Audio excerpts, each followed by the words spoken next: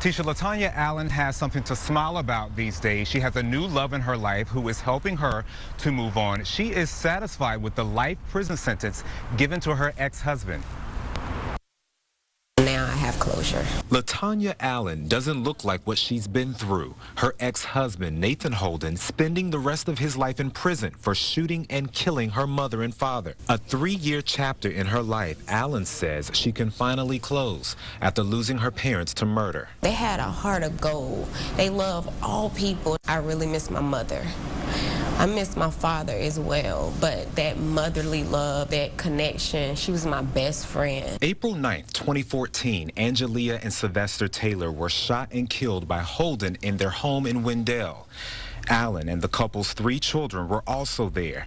When Holden found her, Allen says he beat and pistol whipped her. 1 bullet grazed her face. She took a 2nd bullet to the chest.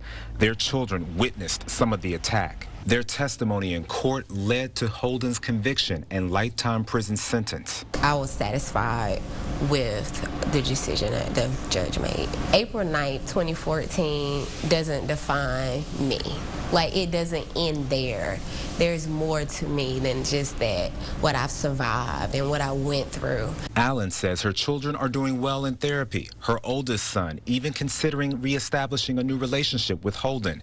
Allen's new chapter includes finding love again. She married Jamar Allen last summer. He's been my biggest supporter and giving me that freedom and that love and that support to find out who Tanya is. Allen wants to share that same love and support to victims of domestic violence, encouraging them to speak up before the abuse ends with someone dying. That's the first thing, is to stop living in silence so that we can not only help ourselves, but to help others.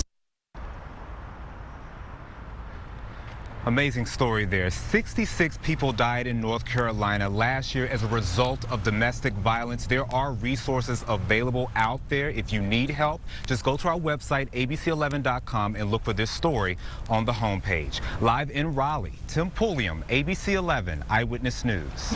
It's a very powerful moment. They came forward making a statement to stop the violence, but we're learning that for some of them to come forward is very difficult. A.J. Jones is 14 years old and a member of the gang Bloodstone Villain. What's wrong, A.J.? Ain't nothing wrong. His emotion speaks for him, a young man conflicted, committed to his gang affiliation, but also wants to keep his peers from joining. Hey, I got one police, it's my homeboy. Today, Jones and members of the Crips, Bloods, Folks, 52 Hoovers, and 74 Hoovers told students at Torchlight Academy they want to make a change. We, the members of an organized organization, hereby issue a declaration of the facts and to support a motion to unite together for our community and our youth. A personal and individual choice from each to do better. I want them to live a better lifestyle than I did. You know what I mean? Just get them on the right direction, right path. Students were impressed. I was like, wow, who would have thought that they'll be here today speaking. Students also got a chance to see a different side of another group, Raleigh Police. Many say they have been skeptical of officers following the recent police shootings of black men. What made me think was that, am I going to be next? I need you to do this right. Can we do it right? Oh, here we go. But today, police officers attempted to showcase their personalities by playing and joking with kids. It worked. We take their perception and turn around and go, okay, what is your perception now? Oh, you guys grew. What is your perception of police right now in this moment? I think of it like this, like, if we don't respect ourselves, how do we expect someone to respect us? I don't think all cops are bad. And getting back to this declaration, some of the gang members say that they are going to try to encourage their friends to do the same. We are live in Raleigh. Tim Pulliam, ABC 11 Eyewitness News. Steve, Devin Fowler says that he is not in a gang and that he was at home the night the 7-year-old was shot and killed. He says that people who know him know that he would never do something like this. I apologize for y'all loss and everything, but yeah. It is what it is. Devon Fowler attempting to set the record straight in an exclusive jailhouse interview. The 28-year-old father of 3 is charged with murder, accused of shooting and killing Kamari Munnerlin. Sunday, the 7-year-old and his mom, Felicia Parker, and 8 adults and kids were riding in this SUV off Hillendale Road. Police suspect Fowler is a part of a group of men who fired into that vehicle, killing Kamari. When the detectives and stuff get all that evidence, then we'll see, you feel what I'm saying? Till then, bro, I ain't tripping. Because I know I ain't, you feel me, I won't dare. I ain't had nothing to do with it. Fowler's wife was also surprised to hear about the murder charge. In an exclusive phone interview, she told me the father of her children is not a killer. I know for a fact that he didn't do it. He got kids of his own around their age. So why would he go shooting at a vehicle that got kids in it? Those claims, coupled with tension outside the courtroom, prompted this reaction. It's time for you to do some justice. Adding to the drama and blame game. Did you see the person who did this?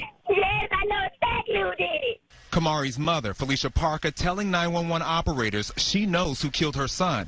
Fowler says the only reason he's caught up in this case is because he was allegedly shot by Parker's boyfriend. And he believes the child's mother told investigators that he shot Kamari in retaliation. I'm sorry for the loss, but I ain't got nothing to do with it. Feel what I'm saying? Like, I really don't. Meanwhile, Kamari's father and grandmother are relieved Fowler is in custody, but they accuse Kamari's mother and boyfriend for putting the boy in danger. At the end of the day, she knows her role in this. He never hurt nobody. Why? I just want to know why. Now, this is still under investigation, so there still could be more arrests. Police have not released a motive. The families will be holding a vigil tomorrow at 8. Kamari will be laid to rest on Monday. Live in Durham, Tim Pulliam, ABC 11 Eyewitness News. There are 3,000 artifacts on display at the African American History and Culture Museum. One of the most prominent pieces from North Carolina is the stool from the Greensboro sit-ins. On this historic day, America's first black president spoke about what this moment means. President Barack Obama uniting the audience on a day where America's past and present meet. The story told here doesn't just belong to black Americans.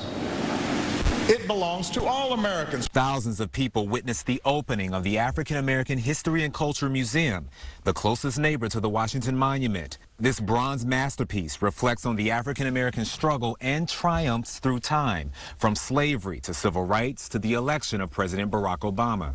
We're not a burden on America or a stain on America. We're an object of pity or charity for America.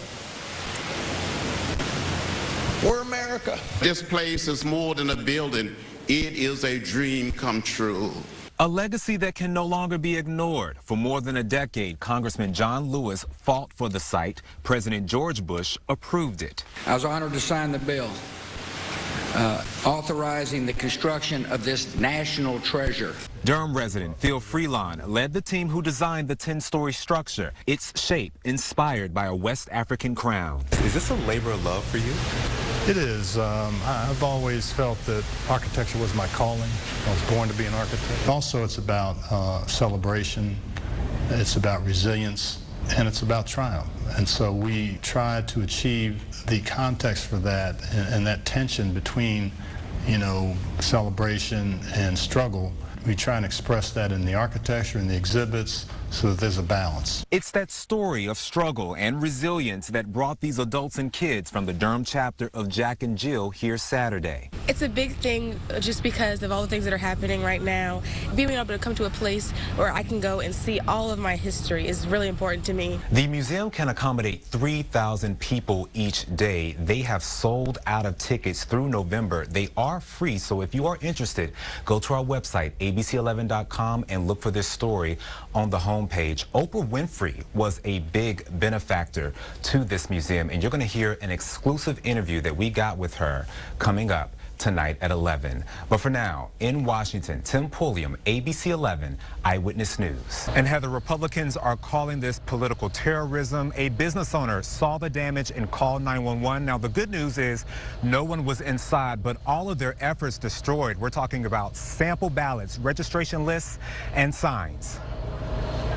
We will not be intimidated, we will not be cowed, and we will not be scared. We are not going anywhere. This is North Carolina's GOP director, Dallas Woodhouse, lashing out at the person responsible for this vicious attack at the Orange County Republican headquarters off Jamax Drive in Hillsborough. The entire room torched. And next to the office, a spray-painted swastika with a message. Nazi Republicans, get out or else. Or else. Or else what? That is what we all wonder. Or else what? Because we're not going anywhere. Woodhouse says a dozen or so workers used the office around the clock, but this time no one was inside. Hillsborough police say overnight someone threw a bottle into the front window. Workers here say the bottle exploded underneath the couch, setting the room on fire. That sofa that you see in there that's charred, I have taken a nap on that sofa many a day. Many a time I've laid down and taken a nap just to get up and then work again for several more hours. This is such a violation of our Constitution. Everything we stand for in this country, to me, that's what this election is about. It's not about party, it's about freedom. And now justice. It's not clear if cameras were rolling in the area. Local authorities and agents from alcohol, tobacco, and firearms are investigating. Sunday, Hillary Clinton condemned the attack. Donald Trump blamed her, saying, quote, animals representing Clinton and Democrats firebombed the GOP office. NC Democrats called the tweet shameful, saying violence has no place in our political system. GOP leaders plan to beef up security at some local offices starting Monday. Business at the Orange County office will start over from this donated bus. They have tried to intimidate us, but we will be here. And as you can see, there are chairs and tables outside. Staff is prepared to work out here tomorrow morning starting at 7 a.m. and they will have security here. The sheriff's office is out here monitoring things.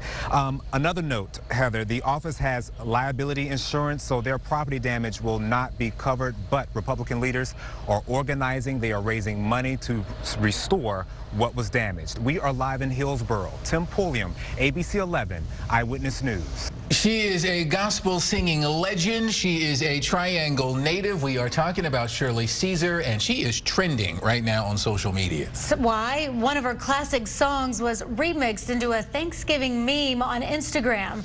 Tim Pulliam sat down with the First Lady of Gospel herself. And Tim, what is her reaction to all this? You know, Anna, you and I were laughing about this in the newsroom earlier. She is excited about this. She loves the fact that this is connecting her in a special way to a younger audience. She has been in the business for 60 years. This viral meme just simply asked Shirley Caesar, what is she cooking for Thanksgiving? Listen to her reaction. This hip-hop beat remixed to gospel legend Shirley Caesar's voice is getting folks on social media excited about Thanksgiving. I can cook the best cabbage. Shirley Caesar says she's a pretty good cook, but didn't know a remixed song about it would go viral. She first learned about the meme while on vacation. A young church member shared it with her. I didn't understand and still don't understand it.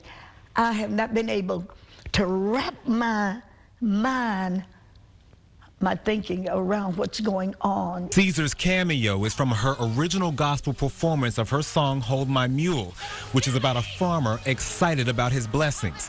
The performance was shot 8 years ago at her church, Mount Calvary Word of Faith in Raleigh. The meme has been viewed, shared, and mimicked by thousands of millennials of all backgrounds around the country and right here at home. I got beef, greens, potatoes, tomatoes, ham, lamb, Caesar joined in on the spoof with Radio 1 staff and 103.9 The Light personality Jerry Smith. When we told her how many millennials and young people really are fueling this, she was humbled by that. Honestly, when I first saw it, I didn't get the message directly, but then it makes you want to go and search for the real meaning behind it. The song caps off a big year for the 11-time Grammy-winning artist. She received a Hollywood Star, a #1 album, and now a new catchphrase people can't get enough of. You're the one that sang that part about the beans and the greens. You're the one. I am just overly joyed that God has allowed me this platform to reach all of these young folks. And she is capitalizing on this. Look, she is selling Christmas sweaters with the catchphrase on there. Just today, Snoop Dogg, rapper Snoop Dogg, announced that he just released a song with her voice and the catchphrase on there. So this is the gift that just keeps on giving. Joel and Anna. We are live in Raleigh. Tim Pulliam, ABC 11, Eyewitness News. Tim Pulliam, thank you. People have been catching the spirit to Shirley Caesar for years now, and it will continue with a new generation. New generation, yeah. Eyewitness News continues.